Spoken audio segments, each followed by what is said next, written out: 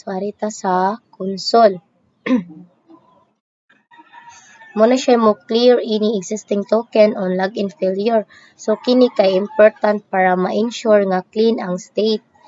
Then, sa local storage, sa diri dapit, iyang i-return ang error result with specific message. Then, anita sa return. So, kini nga function kay mag-handle sa user registration process.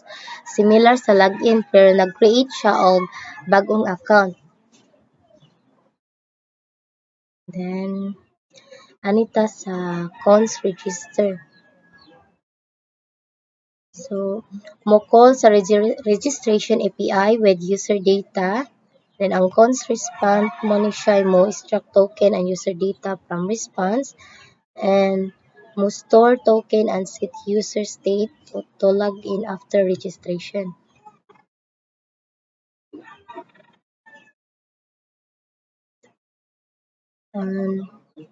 Mo na siya mo handle sa registration error. Then, anita sa return.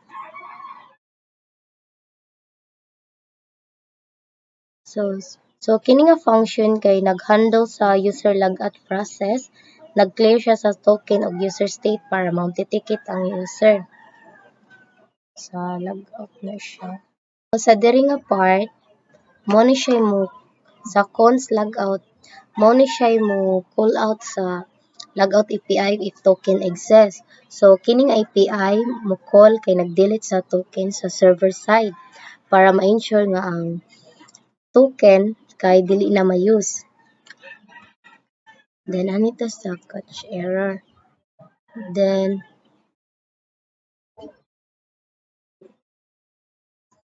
always clear local state regardless of API call success. So kiti kay important para ma-ensure nga ma-log out ang user bisan nag-fail ang API call.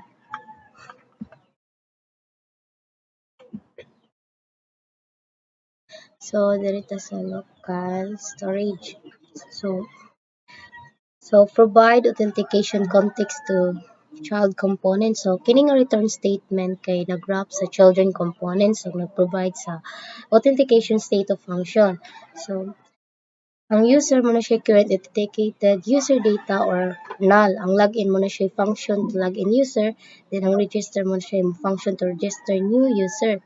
Then logout function to logout user. Then ang loading mo na siya boolean indicating of object if is in progress. Ang is admin mo na siya mo computed property to check if user is admin. Na ko explain sir is the task form.js ni components. And then diri dapita sir mo yung component nga naghandle sa task creation ug editing functionality. So man siyang nag-provide sa form interface para sa users para ma-create or maka-update sila sa mga task. So kani siya mo ni siya mo-accept sa task data para maka-edit o para mo imuslag kuan bago nga task, and then plus mao sa ni ang mo-load og necessary data from the API. Mao sa niya mo manage sa form state and validation, then mo handle sa role-based field visibility o mo submit sa data to parent component via callback. So next is diri dapita mo yang authentication context para sa user data o sa role checking. So mao ni si user mo na ang authenticated kanang user object, and then is admin boolean na siya indicate nga if user has admin role. Kaning form data so mo na ang ma-manage sa all form fields. So mo ni siya mo initialize sa mga default values para sa new task. So siya sa mo populate sa mga existing data kung mag-edit na kaani. So next is siya sa mo update via handle change function ug mo submit sa via handle submit function. Kani siya mo na ang mga drop down option states. So mo na mag-store sa data para sa mga selected fields. Mga kani siya mo ni ang array for available task category, and then users for the available users, admin only, para rin sa admin kan. And then next is kaning loading mani ang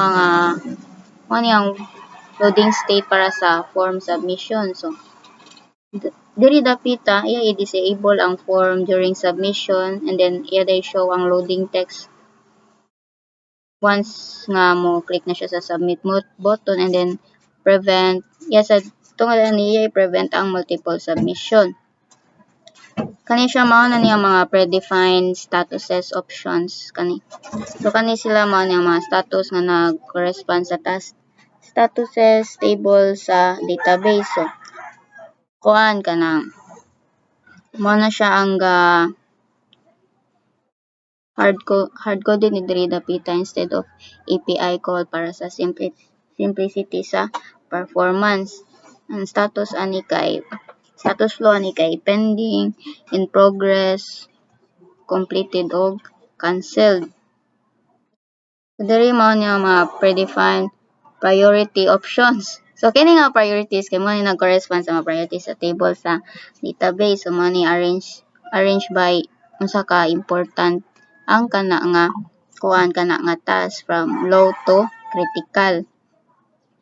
And then diri mo ni ang diri dapita mo ni ang form initialization o data loading effect. So kini nga use effect kay mo ni siya mag-handle sa form initialization o data loading. So man nag-run siya kada mag-change ang task user or is admin ang values. So kuan ani kay if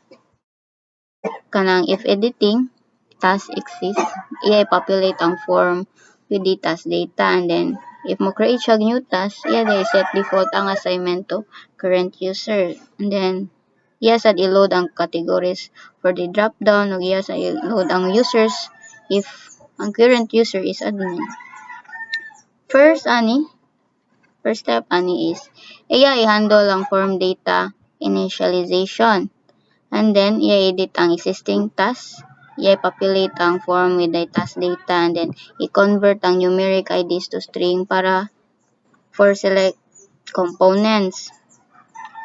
And then diri dapita kay mag-create siya new task if ang current user kay kanang admin, since siya man ang mo-assign sa kana nga task. The next is kaning load categories man yung mga drop down data. So next is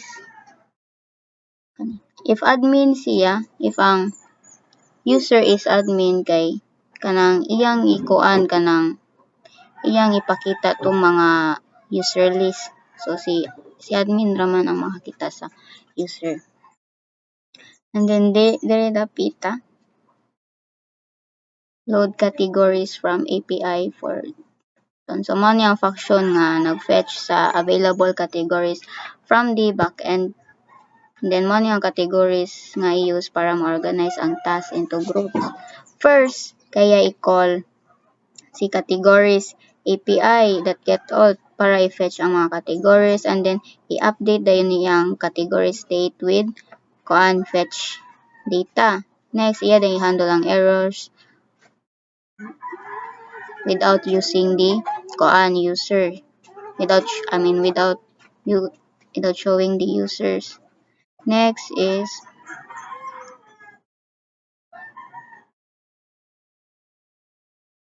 iyang i-fetch dayon ang categories from Laravel backend, and then i-catch ang error if na may error, and then mo ni yang i-output error loading categories.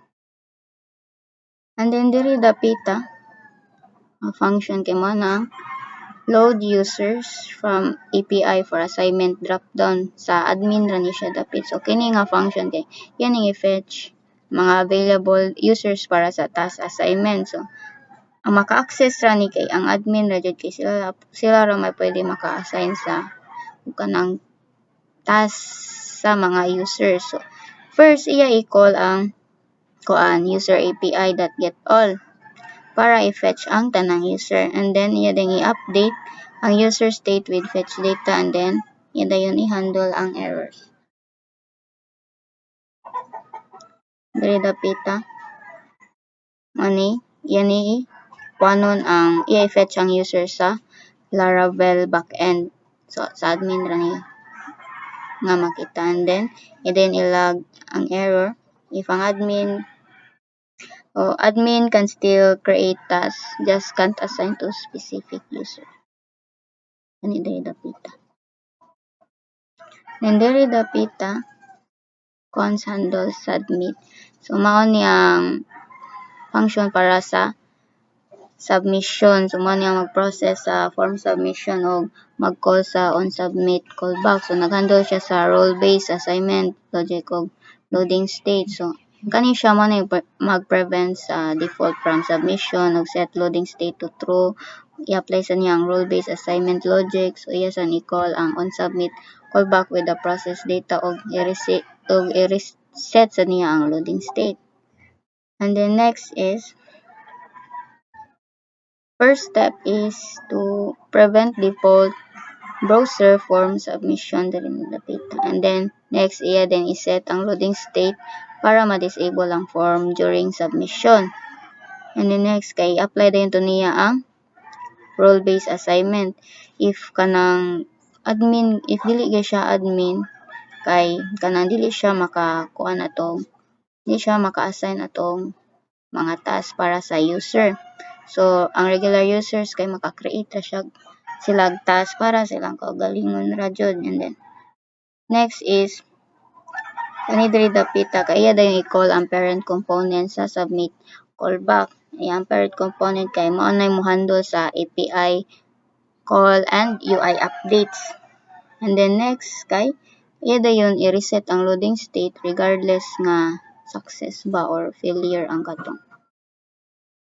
And then next is cons handle change. So mao ni ang function nga mag-update sa form data kada mag-change ang field values. So centralized ni nga approach para sa consistent state management. So yan i-accept ang field name and new value, and i-update ang form data state using functional update, and then siya sa mo preserve sa other field values while updating specific field.